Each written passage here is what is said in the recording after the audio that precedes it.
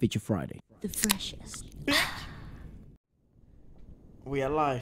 Okay, so what's happening? Bali has suffered a intense case of AIDS, and I joke. She has like a sore throat, and she doesn't look the best, and doesn't feel the best, and cannot speak. So she's in the chair. She'll be my lady in the chair today, and yeah, I guess the only thing is we can converse, but she can't speak back. So it's sort of like a conversation just one way, which most times some may say that's just how normal conversation with me goes. So who cares? Right, Justin Bieber changes. It released Friday, which was Valentine's Day, and that was also our mother's birthday. I think if you've watched the podcast, the Feature Friday podcast, you know. And there was like a couple of things that I had to get off my chest. And there was a couple of things as well that I did before listening to the whole album, which, by the way, I've been listening to it for like 4 days straight. Which, if you're new to the channel or you're just new to knowing me, I'm what do you call it? Say I like a song, I would play it so much until I hate it. And I'm some sort of a tyrant when it comes to the speaker. I would fight anyone to death when it comes to the big speaker at home. And so everyone's at home's been listening to the new Justin Bieber album non-stop. And there was a couple of things I realized from the start. I was listening before that to a lot of journals, yeah, and like songs like All That Matters to Me, Hold Tight, Roller Coaster, What's Happening. All of those songs were like really fresh in my head, and I don't know if that was a good thing or a bad thing, but it's just sort of that something that happened before I was listening to Changes. And then I started listening to Changes, and I was like, damn, like this gives me strong journals vibes. The only thing that I thought, and Waleska also agreed with this when we were listening to the album the same day it released, it was like, it goes like this. First 4 tracks, which, if you don't mind reminding me what the hell they are, it was like All Around Me. It was a few. It's like 4. That album track list, yeah. So it was all Around Me, Habitual, Come Around Me, and then, yeah, I'll just say the first 3 actually. So All Around Me, Habitual, and Come Around Me, yeah. Those first 3, something that Waleska and I sort of spoke about is like, one of the tough things about when you get an album is you don't know at which stage of the album making procedure they made those songs. So I feel like those 3 songs were in the same vibe as each other, but in my opinion, it didn't really fit the whole vibe of the whole album. Like, they just felt like for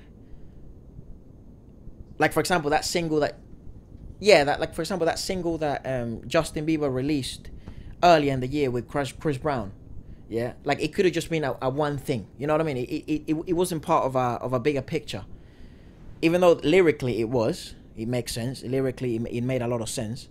But I didn't like I just felt like they were experimental tracks, you know, like they were one of those tracks that sometimes, me being a huge fan, like not even tracks that were unreleased, because you know on YouTube like everyone posts like unreleased tracks or leaked this and unreleased that.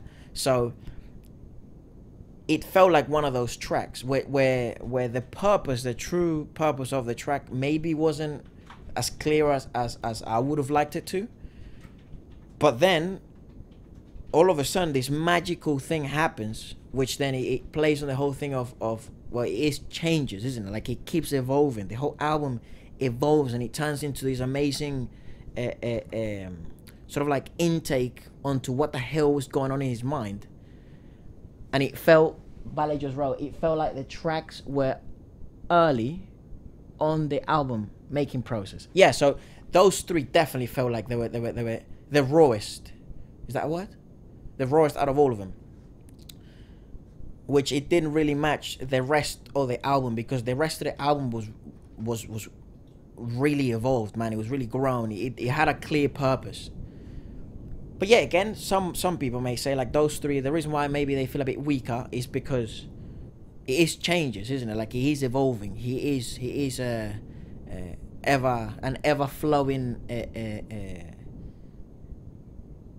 thinking, creating specimen. You know. So, what does that mean? I can't read that. Wind, mind. That's it, mind. Yes, his mind is always, you know, is always changing. So those first three, I wasn't a huge fan of. And then he goes to intentions, right? Which intentions, we reacted to that, Bale and I was a huge fan of the whole concept. Lyrically, it was amazing. I can't believe that I'm listening. Like I was just walking down the street and I was talking about equity. Like, oh, you know how the lyrics is like something equity, and like you're worth it. Shout out to your mom for giving birth to you. You know what I mean? It's like I can't believe I was saying that stuff. Just me walking around. It's like such a positive message, and it's lovely to be singing that on a great day in London. So, intentions with Quavo was great. I thought Quavo was a cooler feature. And then it goes to what's next? Intentions, and then what else? Goes to Yummy. Right, with each of like sort of the promotional tracks, and we all know how Yummy went. People hated it, some people loved it. I was a fan of it. I didn't really care. Like the fact that it was a song about sex, okay, cool, nothing new. You know what I mean? Like it's pretty much what everyone does. But I like the song, and I'm a Justin Bieber fan, so I'm a bit biased when it comes to it because I really liked it.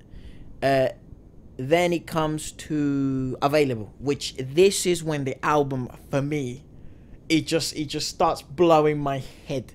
And it just became straight up one of like the most repeatable album from here, from Justin Bieber in a long while. And I said to Waleska, like I wouldn't mind if I wouldn't have mind if it was just instead of a 22 album track, 16, 17. I wouldn't mind if it was a 13 or 14 track album. I do get the whole thing that nowadays the reason why they sometimes make it longer is because they want to make it more, they want to get more streams. And this sort of creates more traction, and then on Spotify it creates more streams and stuff like that, more revenue, bloody blah. So whatever.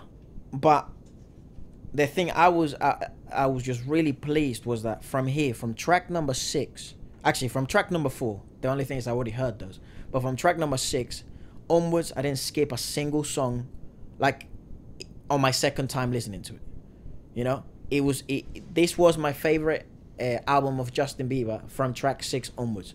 Available was unbelievable. I'm available. That's a joke. Like the vocals there are absolutely a joke. Then it goes to Forever, which I thought Post Malone was an unexpected feature because, you know, they had Deja Vu together at one point. And I never thought they'll make anything together, and I was really happy with that. But I was also super impressed with, what was the other guy? Clever? Apologies if I'm machuqueando his name. Which in Spanish, it means sort of like butchering his name. Clever. I'm not sure. But he was great. Like vocally, he was so strong. Bale was blown away by him. Clever, yeah, it must be clever. Yeah. Then it goes after the Post Malone feature. What's the next song? It goes Running Over, which is Lil Dicky as the feature. And fun song, fun beat, really. Very, very good feature with Lil Dicky. I think the thing about this song is like this would be a song that I would skip. Yeah, I would listen to it on the background, or I would listen to it when I'm on a fun mood, but I wouldn't listen to it when I'm in this, which is my usual vibe, which is this R&B vibe. But I still liked it. I'm a big fan of Lil Dicky, so anything that he's on it, I'm happy. Then it goes to, and I'm so happy like he's getting the respect he's getting now. You know what I mean? Like before, he was sort of like one of those rappers that was just kind of overlooked because of his style, and he has this whole comedic way of playing himself down, and he's very self-aware. So, but now he's murdering it. He's killing it. Then you go Take It Out on Me, one of my favorite songs, hands down, of the whole album. Then you go Second Emotions, which has my favorite feature of the whole album, which is Travis Scott. And he made such a good play on the beat, because it was only a Travis Scott beat when he came on. You know, like I wouldn't have chosen Travis Scott on that beat. But the thing about Travis Scott is that he makes whatever he's on his, and it was such a strong feature, and I enjoyed it a lot. Then he goes to Get Me, and if you see the trend here, you're starting to get the rap-ish, R&B-ish vibe, which is congruent with the whole album. But it had a clear purpose each song. It knew what it was, even before they were writing lyrics, beat wise and melodically wise. It knew what it was, which I thought Habitual to me was like, it just seemed like it had such good moments. Habitual, track number 2, but it lost it at some points. It was like you were having a drink and the aftertaste, it wasn't great, but the beginning is lovely. You know what I mean? Then it goes ETA, which is, of course, hands down, actually, apart from Take It Out on Me, everyone in the house knows my favorite track, ETA. And I've been like, you know, flexing that I knew what ETA meant when everyone didn't. Just means estimated time of arrival. And lovely. And I just wanna know your ETA. It's such a good song. Then he goes Changes, which is super good, except for the fact that I don't like that bit where he goes, I don't like it when people speak. I just don't. You know what I mean? I just don't like it. Sing or rap, but don't speak to me. I just find it a bit like, you know. But apart from that, it was lovely. It was a great track. But I do understand it. You know, as an artist like him, sometimes you have to try and vocalize and just verbalize with words, not singing or rapping, what you feel. And the message he had at the end was lovely, which is like, everything changes, but God stays the same. You know, so it's like, it just lets you have an insight on his spiritual journey and the amount of like in storms he's been going through ever since he stopped. Confirmation, is it Confirmation? Is that the name of it? Yeah, lovely. Can't really remember how it goes though. Confirmation, let me remind myself. I know from here onwards I liked everything. Confirmation. Oh yes. Best intro to a song I've ever heard by Justin Bieber. It has this beginning, stops, let's do it again, starts again. That is so good. I don't know why anyone hasn't done that. And when I make an album, I want to do that. Just every song. Okay, let's do it again.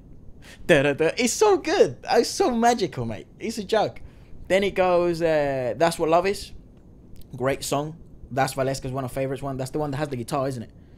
That's one of Waleska's favorites one. And then it has At Least For Now, which I think is such a great way to finish the album.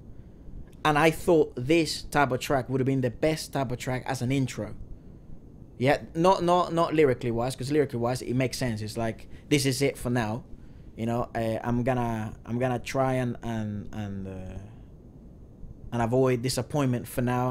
And it just lets you know, like Justin is like a troubled human, dude. You know, from what he's gone through from the start to now, it's like nobody's meant to grow up like that. That is just insane. You kind of lose touch. I feel like that's what it is. I feel like now, and he's trying to get a grasp of reality again and what it means to be normal, and because that guy is just not normal. No one knows what the hell he's going. You know what I mean? It's just crazy. And that bit where he says, "I'm trying to avoid disappointment," I'm like, damn, dog, that's not what you should be trying to do, you know? So, it's like, as a fan, it just sort of touches you. You're like, damn, I just really hope he's okay. You know, I just really hope he keeps it together and he keeps making music. Because from track number 4 onwards, it was like unbelievable. It was an unbelievable project. And then if you add the 3 tracks, which I wasn't a huge fan of, which is normal. If like, when have you ever heard an album of 17 songs and you're like, yes, yes, yes, yes, yes, yes, yes? When? Name me an album. I'll say Trap Soul by Bryson Tiller, but that wasn't 17 songs. But that's an album which I didn't skip a single song ever, and I still don't. Like, who? You know? What was the album you listened to that you didn't skip any single song, and that was 15 songs plus? Phil Collins, but seriously. Phil Collins, but seriously. That's a good album, actually, yeah. Is that the album of the Tarzan thing? No. No. the only album I know. Oh, Bruno Major. I was actually gonna say Bruno Major because we were listening to him earlier today. How many songs is that? 12. Yeah, it's clever. It's clever. That 12 is such a perfect track list, track number. You know? Yes, that Bruno Major's a song for every moon. Joke of an album. Joke of an album. Anyways, yeah, that's just pretty much what I wanted to say. Like, I loved it. Loved it. People are giving it. What are they giving it? Reviews wise, it says, what is it? 84% of people like the album. 4.3. Yeah, I'll give it like a 4.5. It was just literally those 3 tracks at the beginning that I wasn't a huge fan of. But apart from that, it was great. Let's see what people are saying in there. So from I got a secret place that we can go. That's what love is. This album truly represents changes. Pun intended. Yeah, there was a great line in one of the songs. I can't remember which one it is. It's like, I want you without touching you, and I know you without touching you. That's what love is. It's like, come on. You know what I mean? And then if you look at some of his interviews, and he's saying like, the question I was actually more nervous about is like, wondering if I could be loyal, or wondering if I could really devote myself to this one woman. And it's like, damn. It's a great album. If you want to listen to some good music, close your eyes and just go to another planet. Just play that. Okay. Sup people, if you're a dancer. Sup people, if you're watching this and you're a rapper or a beat producer, a singer, a ghostwriter, or even just somebody who likes new music, then this is for you. Feature Friday is the show where we make new music every week featuring your tracks, your raps, your lyrics, or yourself as an artist. There's no catch. This isn't one of those weird posts where you click on the website and you're trying to order AirPods and they say it's free and then you have to pay like $100,000 million for shipping. This is completely free. We understand how difficult it is in the music industry to get seen, and there's so many amazing rappers and singers and beat producers out there. So this is just a place to showcase your skills. We showcase our skills. We make music every week, which we love doing anyways. We get to show new artists to new people and new people to new artists. So if you'd like to get featured next, message me here on Instagram or email me and we will get in touch pretty soon. Please do it fast because a waiting list is forming and we don't want anyone waiting around. Keep scrolling by. See you Friday. Peace. Bye-bye.